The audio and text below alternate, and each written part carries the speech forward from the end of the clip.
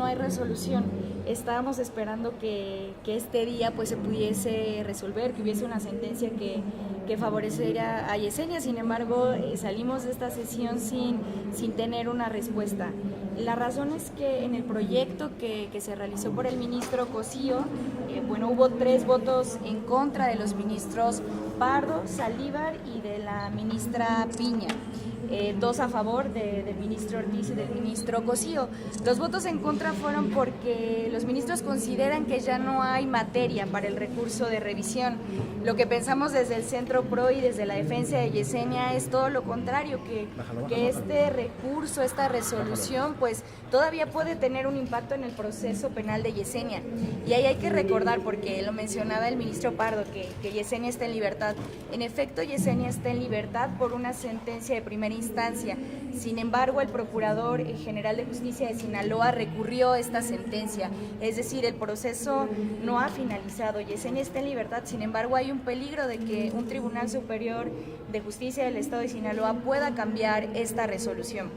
Lo que creemos es que, ahora que se va a retornar el asunto, que otro ministro o ministra en su caso pueda conocer de este asunto, pues es de evidenciarle a los ministros que sí hay materia de este recurso y que las consecuencias de este amparo en revisión son enormemente grandes, porque como ustedes recordarán, este recurso tiene que ver con la existencia de tortura sexual hacia Yesenia, y pues esto tiene impactos que la propia Corte ya ha dicho en otras ocasiones. Esto es la exclusión ilícita y que tiene que ver con la confesión de Yesenia, es decir, en el proceso no se podría utilizar esta confesión.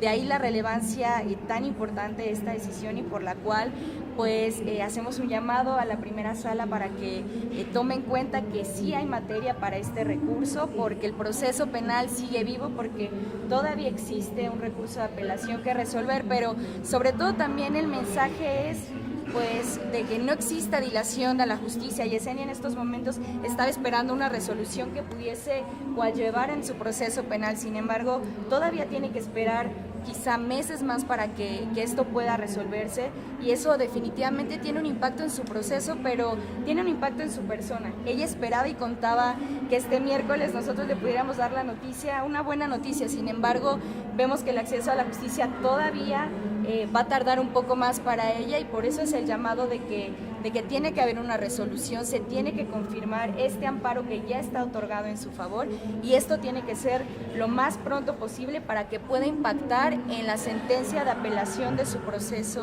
penal. Ahora aquí, si quedara sin materia, de todas formas, como quien solicitó la revisión fueron las autoridades, ya no tendrían la posibilidad de utilizar otra herramienta legal para reaprenderla, ¿no? O para afectar el proceso.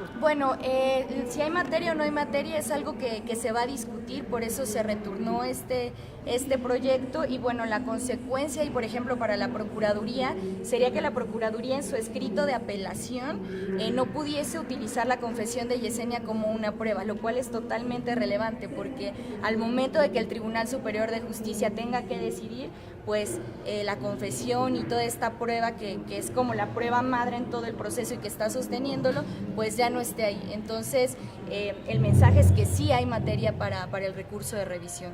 Oye, entonces no existe ninguna otra prueba, además de la confesión, que pudiera sustentar la confesión, el autoinculpamiento de Yesenia es la prueba, digamos, madre. Existe por ahí algún parte informativo, pero ese parte informativo también está contaminado con la tortura y la incomunicación. La jueza de distrito que resolvió el amparo, cuya revisión tendría que resolver la Suprema Corte, también habla de que Yesenia fue incomunicada.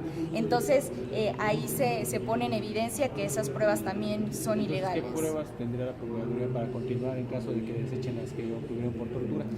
Ahí tendría que analizarse, pero en realidad ya no habría nada que sustente el recurso de apelación de la Procuraduría, como en su momento no había nada que sustentara su acusación. Sin embargo, continuó con el proceso. Entonces, ¿ustedes tienen confianza de que ya quedaría totalmente libre sin pruebas en su contra?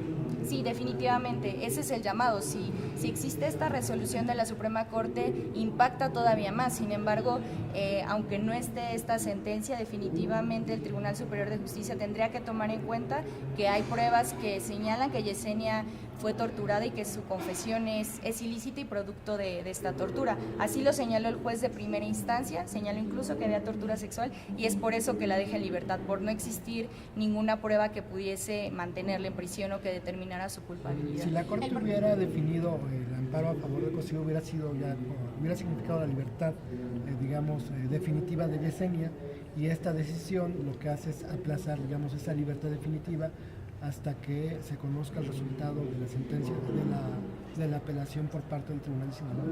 Bueno, más bien digamos que son dos cuerdas separadas. Esta decisión impactaría en el proceso penal, sin embargo no quiere decir que fuese una sentencia de libertad definitiva. El proyecto que fue desechado en esta sesión, ¿de qué manera afectaba al proceso legal? Es decir, el proyecto pretendía rechazar la sentencia y amparar, ¿de qué manera implicaba? Bueno, el proyecto confirmaba una sentencia de una jueza de distrito y esa jueza de distrito había dicho que hubo tortura y por eso amparó a Yesenia. Dijo que hubo tortura y que por lo tanto la Procuraduría no podía utilizar la confesión de Yesenia, que era inválida esa prueba. Entonces lo que tenía que hacer la Corte con este proyecto del ministro Cosío simplemente era confirmar lo que una jueza ya había dicho.